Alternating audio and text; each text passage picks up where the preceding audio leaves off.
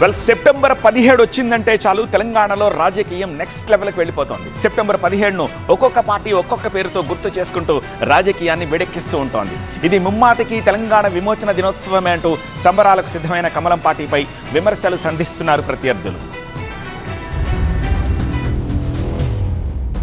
తెలంగాణ రాజకీయం ప్రస్తుతం సెప్టెంబర్ 17వ తేదీ చుట్టూ తిరుగుతుంది. విలీనమా విమోచనమా అంటూ మరోసారి సెప్టెంబర్ 17పై రాజకీయ రచ్చ కొనసాగుతుంది. ఇది ఖచ్చితంగా తెలంగాణ విమోచన దినోత్సవమే అని బీజేపీ వేడుకలకు రెడీ అయింది. కేంద్ర సాంస్కృతిక పర్యాటక శాఖ ఆధ్వర్యంలో 2 ఏళ్లుగా రాష్ట్ర విమోచన దినోత్సవాన్ని నిర్వహిస్తున్న బీజేపీ మరోసారి ఘనంగా నిర్వహించేందుకు ఏర్పాట్లు చేస్తోంది. సికింద్రాబాద్ పోలీస్ పరేడ్ గ్రౌండ్ లో ఆర్మీ కవాతు సాంస్కృతిక నృత్యాలతో 3వ ఏట కూడా వైభవంగా హైదరాబాద్ లిబరేషన్ డే నిర్వహించేందుకు అంతా సిద్ధమైంది. ముఖ్య అతిథిగా కేంద్ర రక్షణ శాఖ మంత్రి రాజ్నాథ్ సింగ్ రాబోతున్నారు. గ్రామాన సెప్టెంబర్ 17న జాతీయ జెండాలు ఎగరవేయించి విమోచన దినోత్సవ చరిత్రను తెలిపే వర్చువల్ మ్యూజియంను ప్రజలకు చూపించాలని క్యాడర్కు బీజేపీ పిలుపునిచ్చింది. సెప్టెంబర్ 17 ముమ్మాటికి విమోచనే అనే పుస్తకావిష్కరణ చేశారు మాజీ గవర్నర్ విద్యాసాగర్. ఈ తెలంగాణకి ఎంత డెవలప్ అయినా ఏదైనా వీధి కట్టినా సిటీ కట్టినా ఇంకేదైనా కూడా చివరికి 17 సెప్టెంబర్ యొక్క స్ఫూర్తి విమోచన అనేది వస్తే మేము పోరాడి తెచ్చుకున్నాం, తెలంగాణ మాకెవడు ఇచ్చింది కాదు అటువంటి భావన మనకు ఉండాల్సినటువంటి అవసరం ఉంది. బీజేపీ నేత గూడూరు నారాయణ రెడ్డి తీసిన రజాకర్ సినిమా, జాతీయవాద భావాలున్న కవులు రాసిన విమోచన దినోత్సవ అంశాల పుస్తకావిష్కరణ, ఫోటో ఎగ్జిబిషన్లతో బీజేపీ పెద్ద ఎత్తున కార్యక్రమాలు చేస్తోంది. నిజాంకు వ్యతిరేకంగా పోరాడిన వారిని సత్కరించడం, కీలక ఘట్టాలకు ఆనవాళ్లైన ప్రాంతాల సందర్శన లాంటి కార్యక్రమాలను చేపట్టబోతోంది కమలం పార్టీ.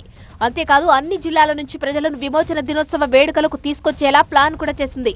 ఈ వేడుకలను అటు బీఆర్ఎస్ కానీ ఇటు కాంగ్రెస్ కానీ నిర్వహించడం లేదనే విషయాన్ని ప్రజల్లోకి తీసుకెళ్లే ప్లాన్ చేస్తుంది కాషాయ పార్టీ. వాళ్ళు నిర్వహించకపోతే రానున్నటువంటి 3 సంవత్సరాల తర్వాత ఎవరు వద్దన్నా కాకపోయినా ప్రతి ఊర ప్రతి స్కూల్లో ప్రతి ఇంటి ముందు ఈ 3 రంగుల జెండా ఎగరేసేటువంటి కార్యక్రమం తప్పకుండా భవిష్యత్తులో జరగబోతుందనే విషయాన్ని సందర్భంగా మనం చేస్తున్నాం. సెప్టెంబర్ 17పై బీజేపీ నేతలు వక్రభాష్యం చెబుతున్నారని విమర్శించారు సిపిఐ నేత నారాయణ. తెలంగాణ గవర్నర్ బీజేపీకి చప్రాసీలా వ్యవహరిస్తున్నారని మండిపడ్డారు. గవర్నర్ ఏమంటాడు? తెలంగాణ గవర్నరు పటేల్ ద్వారానే విముక్తి అని అంటున్నారు. ఆయన గవర్నరా లేకపోతే బీజేపీ చప్రాసీనా? నిజాం నవాబ్ జరిగింది. నిజాం రాజశేఖర పరిపాలన కుదించాలి. ఆర్ఎస్ఎస్ పాల్గొనడం ఏమన్నా? సెప్టెంబర్ 17 గురించి మాట్లాడే హక్కు బీజేపీకి లేదన్నారు కాంగ్రెస్ సీనియర్ నేత విహెచ్.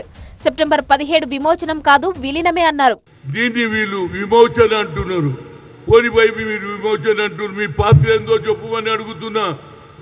మేమేమంటున్నామంటే భారతదేశంలో విలీనం అంటున్నాం.